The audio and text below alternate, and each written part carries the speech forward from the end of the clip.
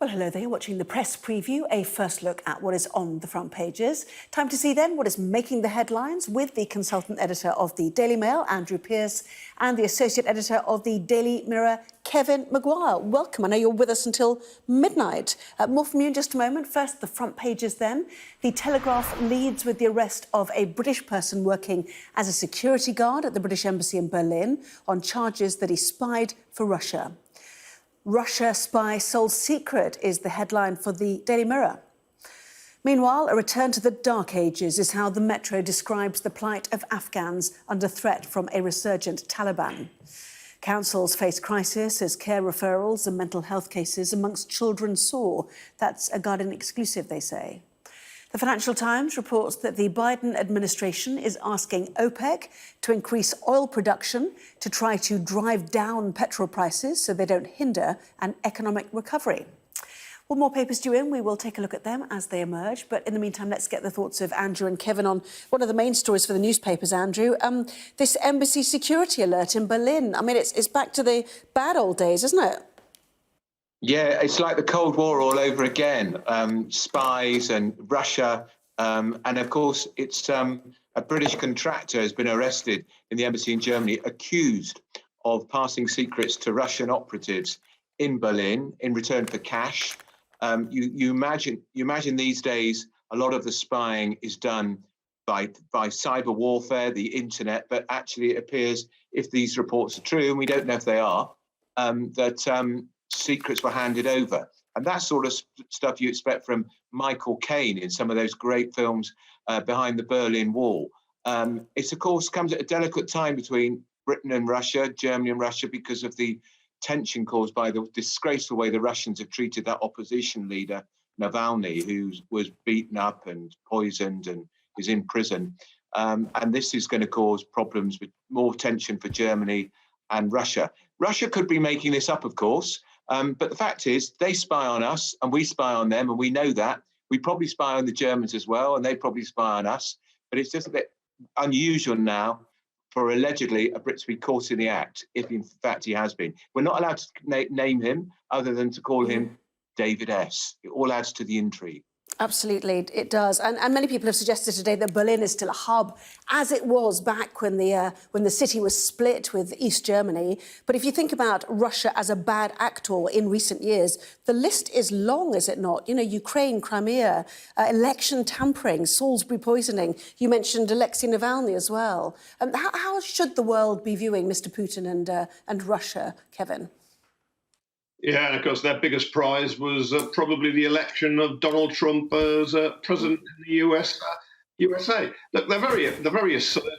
Putin is a new czar. He's an authoritarian nationalist. It's interesting that the politicians who admire and praise the Russians now are on the right of politics, no longer on the left, because it isn't a communist country. You've got to be very wary of Russia. But what would be unusual, I think, Anna, is if there's a David S., 57, the private contractor, who's accused of spying, is actually a security guard, because most of the spies in British history for the Russians tended to be, private schoolboys, quite privileged and posh, Philby, Burgess, Maclean, Blunt, that lot. But as Andrew says, they spy on us, we spy on them. Look, the Americans, it was revealed in documents, have been spying on Angela Merkel. A very senior British cabinet minister once told me that he'd been warned by his French counterpart to be careful what he said on his mobile phone, because the French monitored that. Everybody is spying on everybody, but it's a pretty successful security operation between the Germans and it's believed to be the British security services to pick up the alleged spy who is accused of handing over documents for money. So he may not have had real access to top secrets, but you've just got to assume that everybody is spying on everybody else, because everybody seems to be spying on everybody else. I don't think this is the start of a new Cold War. It's been going on for some time, as we saw with the Salisbury poisonings and what you say about the Ukraine shooting down of an airliner and so on. It's all pretty grim and nasty, and the West, Britain, other countries are still grappling on how do you deal with Putin and his cronies.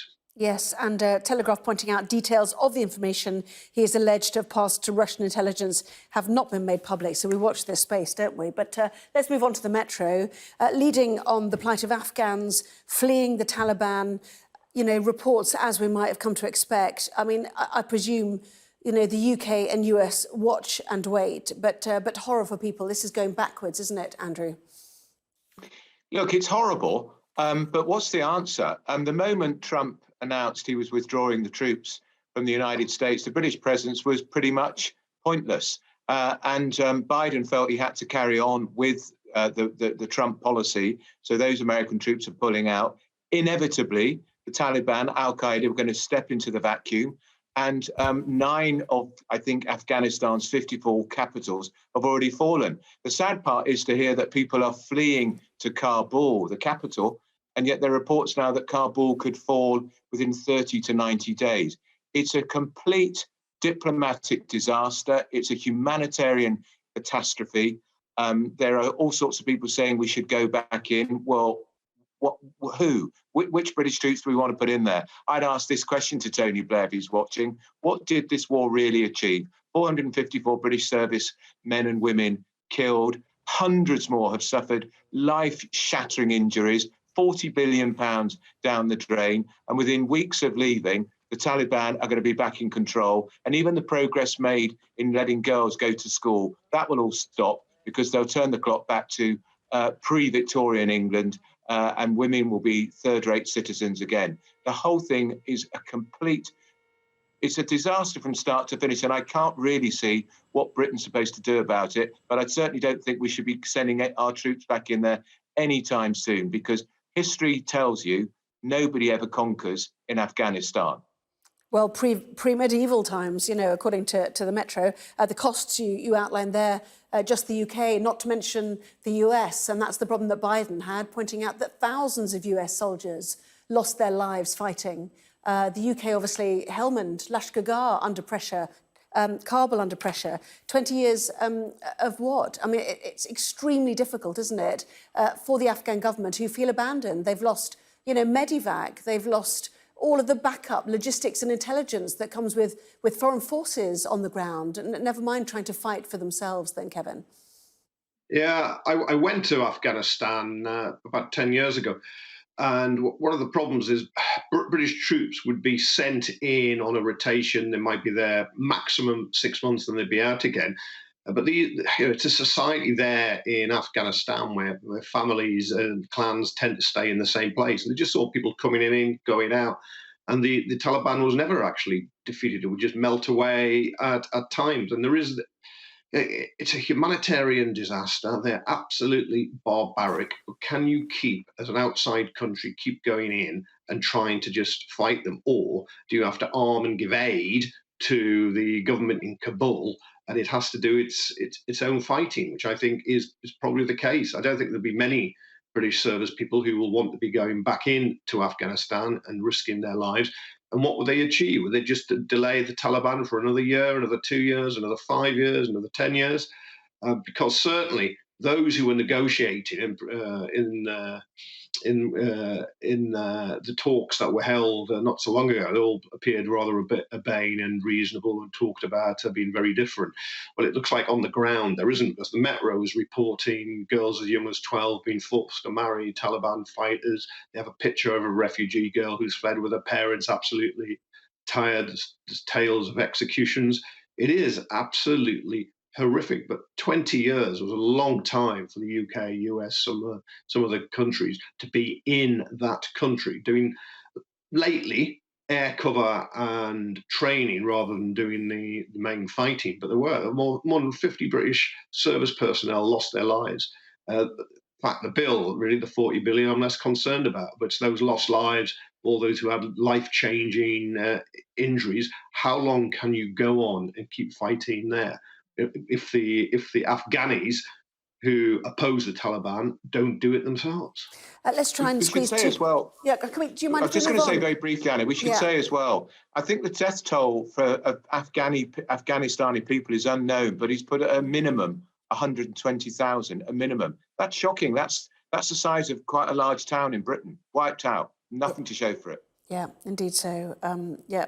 And more to come, we fear, don't we? Let's just do two quick stories, if you don't mind. One is The Guardian, which talks about the cost of self-isolation and homeschooling for councils' children's services. Who wants to do that one? Anna, I will do, and it's absolutely chilling. There's quite a detailed report going around the country, and just the levels of child abuse, problems now getting kids fostered because there are so many being taken away from families. And it is the other side of COVID, which we've talked many times, saying in terms of cancelled cancer operations, which is really grim, and people have lost their lives because of that. But you can also now just see kids not going to school and being in very, very unhappy, troubled homes, sometimes with violent parents. They're paying a huge price. And whenever we read, hear, see reports about the danger and the pain suffered by kids mentally, you can read about it in The Guardian. It is absolutely horrific. And just quickly too, about the oil price, US asking OPEC to boost output, or else the oil price increase, but it harms the recovery, Andrew. It's talking about in America, petrol prices have soared 50% in the last few months. Biden, like every other leader, is grappling to get his country out of the post-pandemic slump. And soaring petrol prices, Americans drive a lot of cars, and petrol is king in America. He wants OPEC to increase production so then the price will fall. Good luck with that, President Biden, because petrol prices, of course, in this country have been soaring too, and it's going to be a problem. It will impact on inflation, which is beginning to worry leaders all around the world. Inflation has virtually been extinguished from our economies, but it's creeping up, and fuel prices will be a big factor. Another big exam results day, obviously, tomorrow with GCSEs. But the question is, what happens to the Education Secretary after that? Andrew?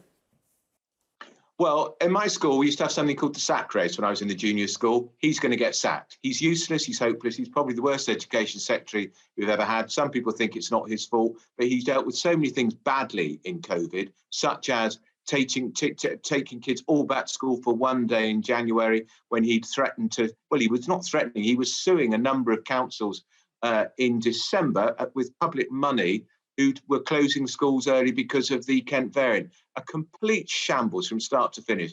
And one of the biggest losers, I think, in COVID have been kids, the way their schools have been disrupted, exams have been disrupted. I'll chuck Kevin's trade union mates in there too, because I don't think they help much either. But Gavin Williamson is woefully out of his depth. And the question is, who replaces him? A lot of money on a woman called Kemi Badenoch. She's only been an MP since 2017. She's feisty. She's very, very clever. She's in the Treasury. She's also got the Equalities Brief, and she's the great anti-woke warrior. Or does Nadeem Sahawi, who's done a sterling job as vaccines minister, does he get it? I suspect it's the first one, Kemi. OK, interesting. And just very quickly on that, we love a reshuffle, don't we? And it's been a while, Kevin, since we've had one. He has. Johnson has tried to hang on to his old vote leave mates and not shift people around. He does have a very untalented cabinet. Maybe he likes it that way because the Chancellor, Rishi Sunak, who has pretty strong standing, they're at war now, aren't they? He was joking or maybe slightly seriously suggesting he was going to move him. He's going to probably have to promote Liz Truss, who is doing very well with Conservative grassroots members, although I think she's a bit of a joke when you look at the trade deal she's supposedly negotiated. Brilliant. But Williamson should be permanently excluded. That's it. I normally think give other people a chance, get pupils back into school when they're being kicked out. But Williamson, he just lacks everything you need in that job to succeed. He's not here to defend himself, and I want to just very quickly, in 30 seconds, do the last story. You're not going to carry on. First of all, you wanted to do the charity boss who lobbied ministers, who now works with the Prime Minister's wife, Carrie Johnson, or the alpaca cam, the Geronimo story. Maybe we've only got time for that. You've got 20 seconds, Andrew. Well, Kevin wants to save the alpaca. I couldn't care less. No, I don't want to say actually it was about Gavin Williamson. There's talk he might survive because there's Chief Whip. He knows where all the bodies are buried. So what's he going to tell us? Boris Johnson's been a bit of a lad in his time, is he? I think we all know that, Gav. OK. Look, I think the alpaca should go the way of Gavin Williamson. If it's tested positive for TB twice, I'm sorry for the owner. I'm sorry for the alpaca, but that's it. It's got to go. And people who watch that cam, they won't all want to Face say. of the Labour left. There'll be some who are ghoulish. OK. Look, your Environment Secretary, George Eustace, is saying it has to go. I know Keir Starmer's called for it to go. Will you keep it? Will you spread a bit of TB? No, you wouldn't. I don't want it. I don't want it. They are. I prefer cats. Job done. I Kevin prefer Maguire, cats. Kevin Maguire and Andrew Pierce, thank you both so much indeed. See you soon. Thank you.